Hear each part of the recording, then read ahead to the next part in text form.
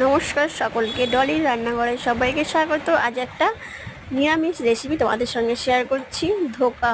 দেখো, ধোকার প্যাকেটটা কেটে ধোকাটাকে ঢেলে নিয়ে ওখানে গরম জল দিয়ে গুলে নিয়েছিলাম। তারপরে কড়াইয়ে সরষের তেল দিয়ে ধোকাটাকে নেড়ে নিতে হবে।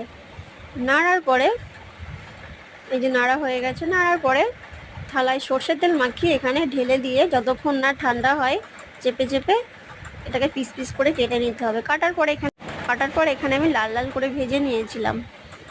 তো দেখো কি সুন্দর ভেজেছি, সব কটাই লাল লাল করে ভেজে নিয়েছি। যত ভাজবে ঝোলে পড়লে এটাকে ভাঙবেও না, আর খেতেও স্বাদ লাগবে। দেখো, তো তো ওই তেলেই আমি একটা কাঁচা লঙ্কা, গোটা জিরে, দুটো তেজপাতা দিয়ে আলুটাকে সাঁতলে নিয়েছিলাম।